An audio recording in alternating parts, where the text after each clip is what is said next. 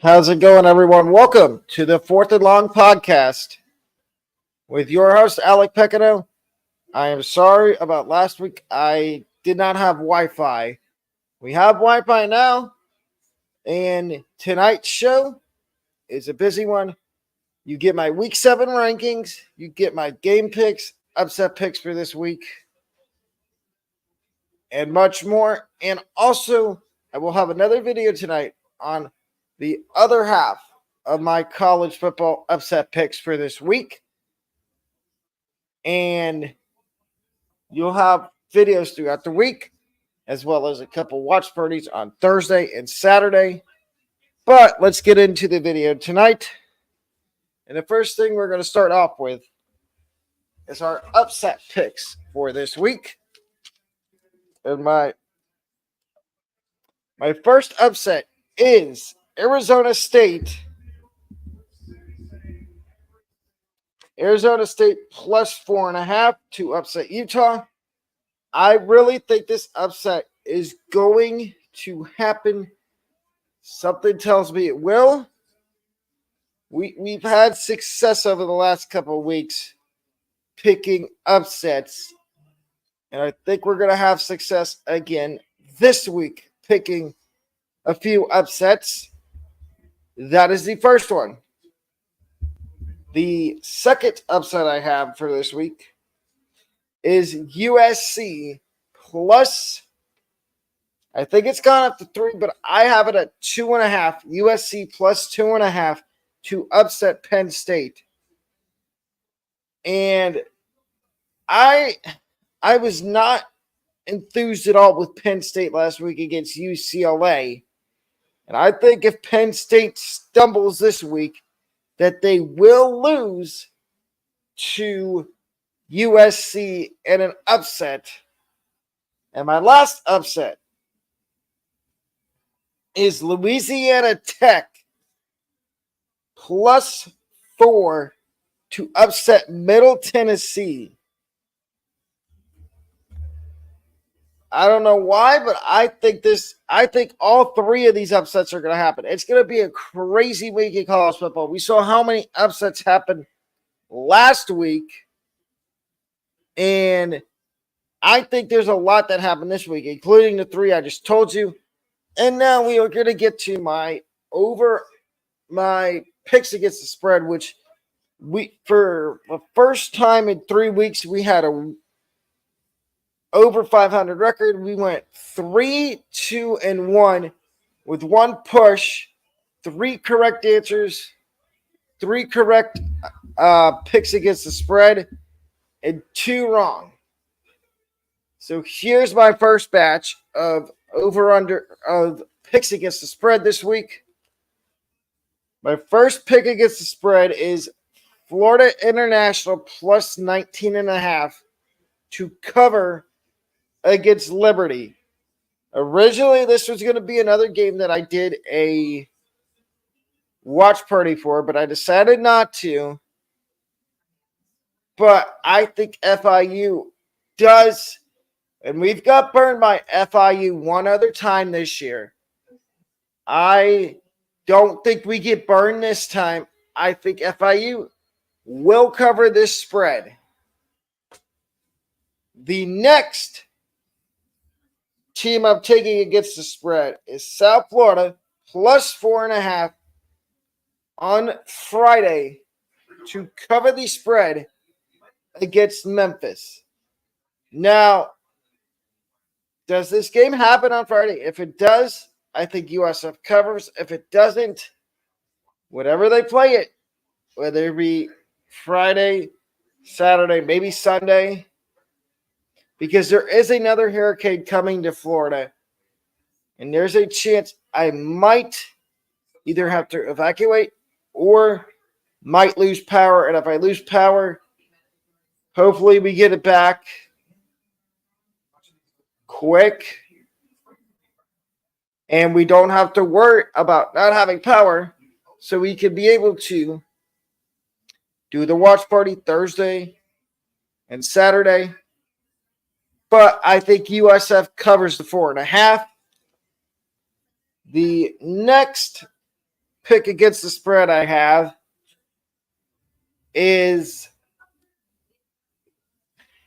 App State plus 6.5 to cover against Louisiana Raging Cajuns.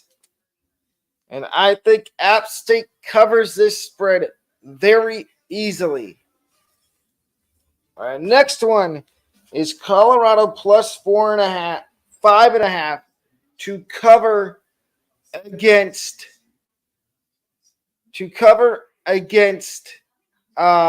Kansas State. And I think Colorado covers here because I like Kansas State, but there's something about K-State that worries me, and it's their running game.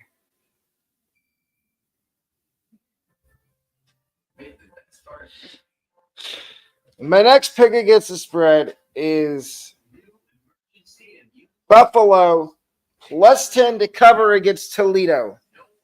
Now, this cover might happen, it might not.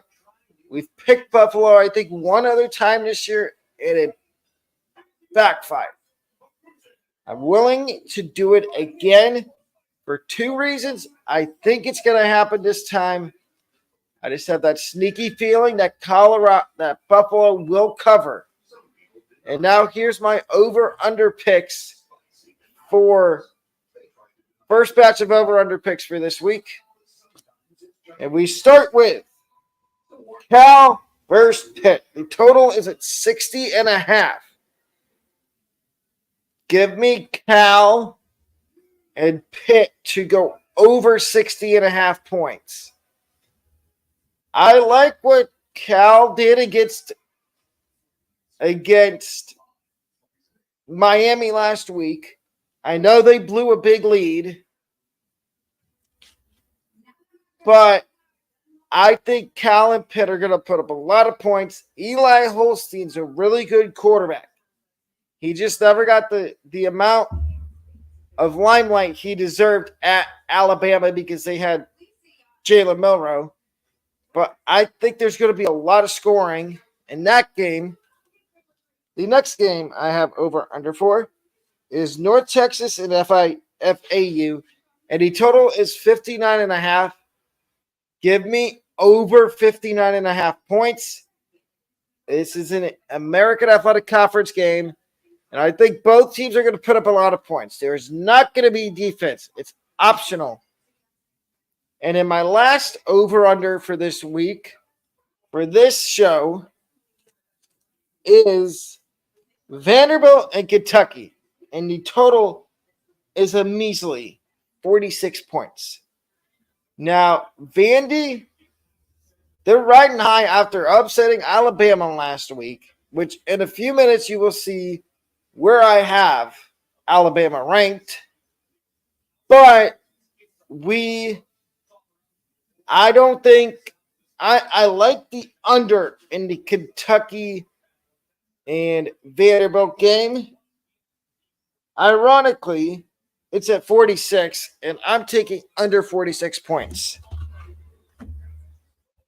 Now we get to my rankings for this week. And as you see, we have a lot of new teams in our rankings. I have to make this a big screen to get some standing up. At number 25 this week, we have Arkansas. They are back in the rankings this week after upsetting Tennessee last week, 4-2. And I think at the time of recording this, I think Sam Pittman has saved his job for at least one more week. At number 24, we have 4-2 Washington.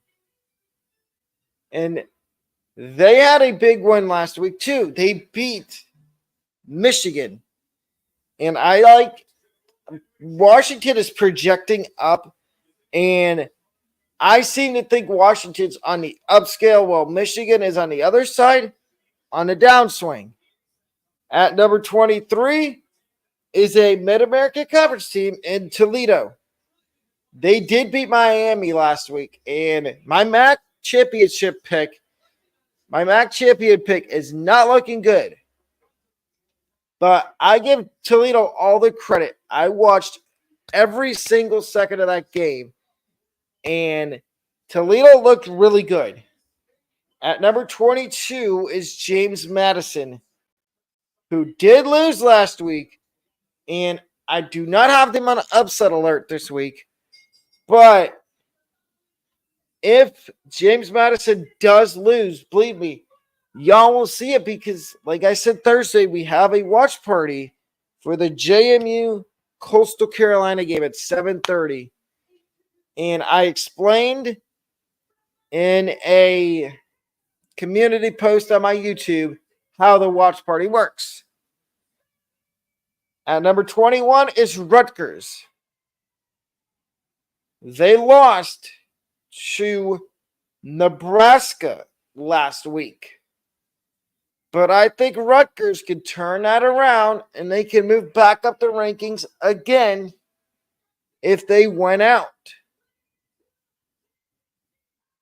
At number 20 is Colorado. Deion's got the Buffs playing really good as of late. And I seem to think Colorado is a dark horse to win the Big 12. Notice how I almost said Pac-12. They're not in the Pac-12 anymore. It's the Big 12. At number 19 is Army. 5-0. I'm surprised how good Army's been this year, but I think they can keep this up. And you might see an Army-Navy game for the American Conference Championship a week before they play each other as a non-conference game. And then at number 18, we've got 5-1 Sam Houston.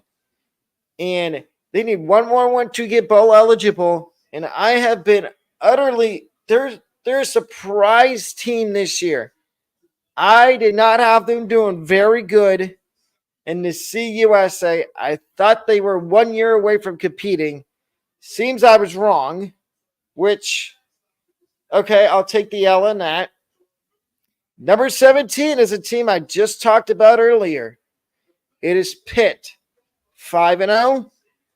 Pat Narduzzi has saved his coaching job. And I think that Pitt is another team that if they keep winning, they can easily move up the rankings, just like number 16, Navy. Navy's at 5-0, and their schedule only gets easier until they play Army. I mean, USF might give them a game, and that might be their one loss. But if they beat USF, there is nobody else on their schedule other than Army that might beat them. Now, I could be wrong. Don't quote me. I could be wrong on that. You never know. We've seen anything can happen in college football. At number 15 is a team I had very low expectations for this year because they had a new head coach. It is Indiana, the first bowl eligible team this year. 6-0. How much longer are they going to stay undefeated for? Because eventually they're going to have to play Ohio State. And we all know that might end up being a loss. I think they can stay undefeated for another month. But then again, what do I know? I'm just here giving my analysis. At number 14 is SMU. And SMU is another team that this is their first year in a new conference. They are now in the ACC, and they are proving everybody that they are a real contender in the ACC. And that includes my team that's at number 14, and that is Miami. And there's one big reason Miami is at number 14 in my rankings. At number 13, it is due to the last 2 weeks. Last week against Cal, they needed a comeback. And the week before, they needed a botched Hail Mary to win. You could easily be looking at Miami out of my rankings if they lose to Cal, and the week before if they lost to Virginia Tech. But that's neither here nor there. Cam Ward, I know I don't give him a lot of credit, but he has proved me wrong. He was another guy I had very low expectations for coming into this year because I thought he was going to go pro. But he's proved me wrong to the point where I can safely say he is at the top of my Heisman list. Which I'm going to start doing my Heisman list and putting it out on my Twitter, which is AlecCFB2024. At number 12 is said team that I talked about a few minutes ago. Tennessee. I feel like Tennessee can still get back up into the top 10. They need a couple of good wins, and they get Alabama in a few weeks. And if they beat Alabama, there's a chance they could be back in the top 10 after that Alabama game.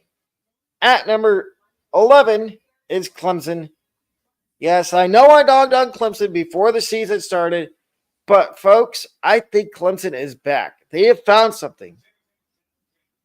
With their young wide receiver group and their quarterback, and Klubnik is one of the better quarterbacks in the ACC. At number 10 is Texas A&M. Yes, this may be, I want y'all to tell me who I put too high on my rankings and who I didn't. I will take all the all the hard ship that y'all give me on my rankings. But Texas A&M at number 10. Number 9 is Georgia. Georgia was in that same boat that Tennessee's in last week. Georgia bounced back with a big win against Auburn. And I think Georgia's going to be just fine until they play Texas. And that might be their only other loss. At number 8 is Nebraska. And Nebraska, to me, is a team that I do not want to play in the Big Ten title game. If you're Ohio State, Penn State, Oregon, maybe Washington as a dark horse in the Big Ten. But that is number 8. Number 7 is Alabama. Yes, originally I was going to drop them a lot lower, but I know how Alabama fans are, and I'd rather err on the safe side of cautious than I would be told, oh, you don't know what you're talking about. So that is why Alabama's at 7. Number 6 is Ole Miss. Ole Miss bounced back after losing the previous week to South Carolina. After losing last week, they bounced back this week and won. And I don't see Ole Miss losing another game this year. If they do, okay. Then at number 5, they stayed right where they were. Kansas State got a big game against number 20 Colorado this week in my rankings, of course. Number 4, Penn State. Yes, I need to start giving Penn State the respect they deserve. Even though I just talked about how they're on upset alert this week, I think that Penn State could easily beat USC. If they do, there is no doubt that Penn State is going to stay in the top 4. At number 3 is Oregon. Oregon's had has had a bumpy ride, and they've got a big game this week against Ohio State, which, speaking of Ohio State, they're at number 2 on my rankings. And I think Ohio State is another team that is also, Ohio State's also 5-0.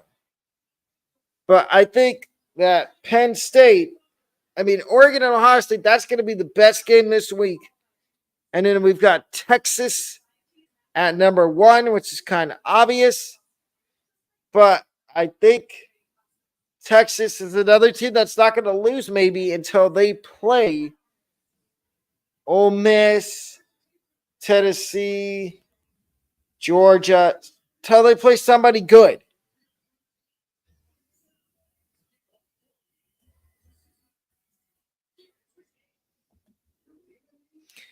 And now I'm going to briefly talk about UCF and their embarrassing loss they had to the Gators this week.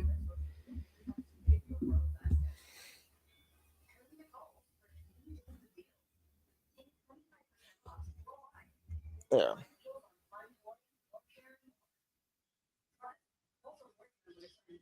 That was embarrassing for UCF. They should have beaten Florida by more than they lost to them by. But it came out before the game that UCF had 5 players that are redshirting the rest of the year to jump into transfer portal. And I don't really understand that. And one of them is their leading wide receiver.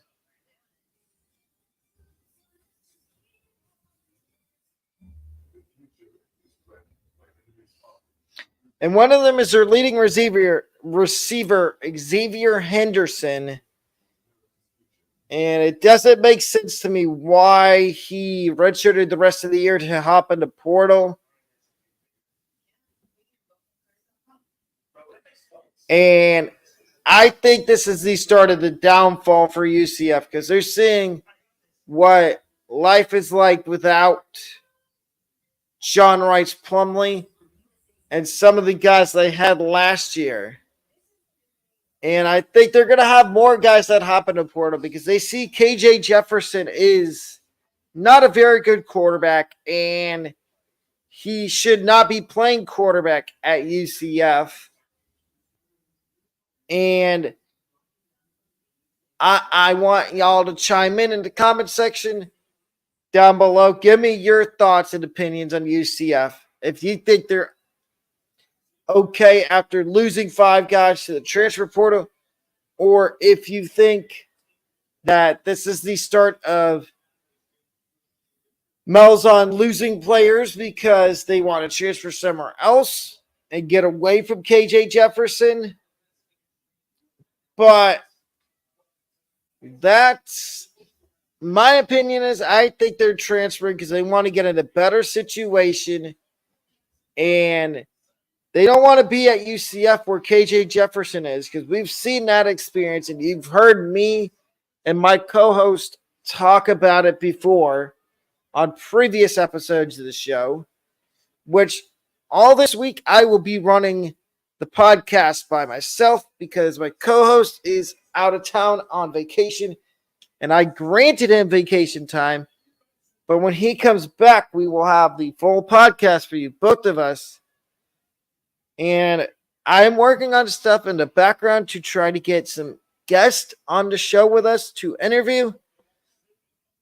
We will see. But that's going to... Oh, and also, let me know what your upset picks are for this week. Let's see if we have any upset picks in common for this week in college football. And if you've enjoyed this video, please remember to subscribe, leave a like, turn on notifications. I will see everyone back here at 11. It's either 11 or 11:30 for more upset picks, more college football talk. Have a wonderful rest of your Monday night. I will see you at 11 o'clock.